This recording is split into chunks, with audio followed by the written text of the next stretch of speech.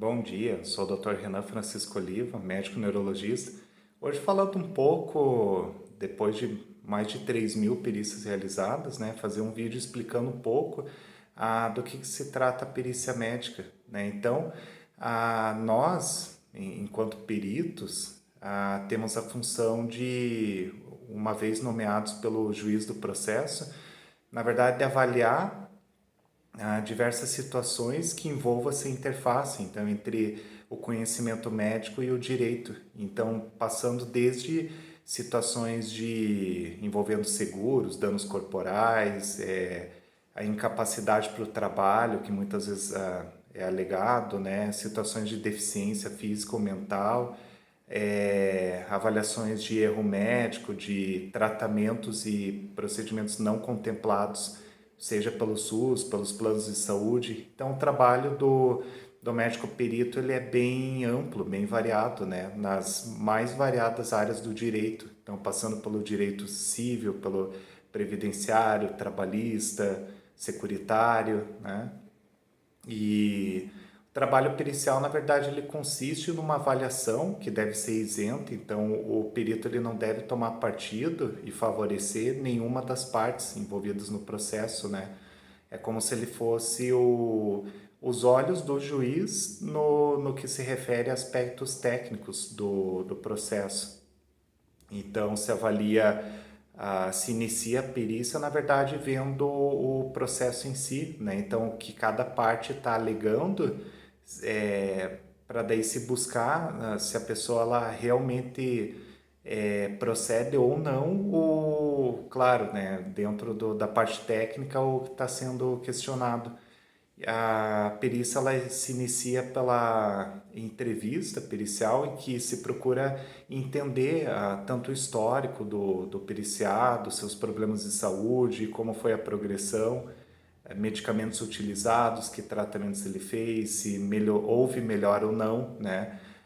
Em algumas situações mais específicas, por exemplo, em alegadas situações de erro médico, se o que foi feito, o que não foi feito, se poderia ter sido feito mais alguma coisa de diferente e sempre se confronta data e isenção da perícia com a literatura pertinente dos temas, né? Então, basicamente o que se recomenda em protocolos e textos. Então, isso foi seguido, isso foi contemplado, né?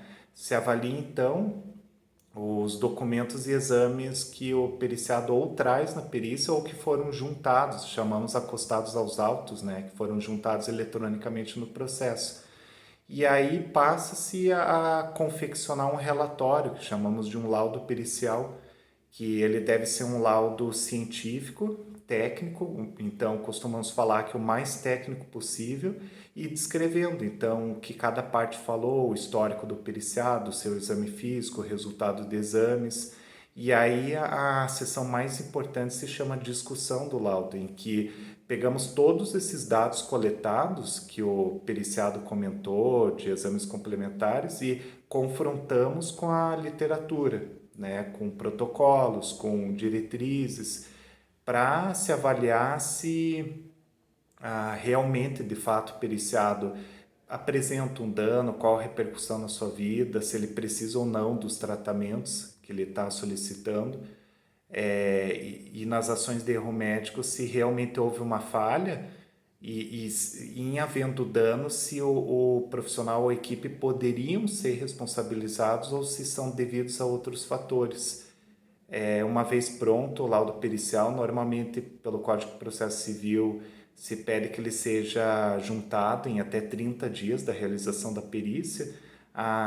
Ambas as partes avaliam e, se necessário, elas propõem quesitos, né, que são perguntas direcionadas para o perito, para buscando esclarecer ou resolver algum ponto controverso, que chamamos, né?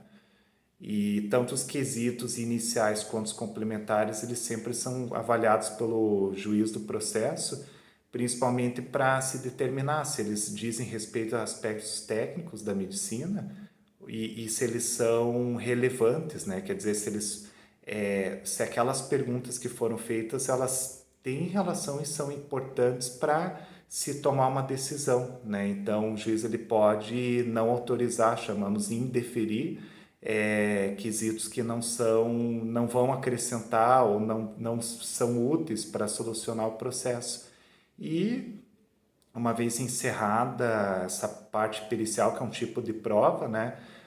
Em seguida, o magistrado ele avalia, então, com os dados da perícia, que é o conhecimento técnico daquele processo, junto com informações de testemunhas, de documentos, chamamos outros meios de provas, para daí se tomar uma decisão daquela solução. Então, o trabalho pericial, ele é essencial no estabelecimento da justiça, né? Porque os magistrados eles não detêm esses conhecimentos técnicos no meu caso da medicina ou de outras áreas, seja ciências contábeis, engenharia, né?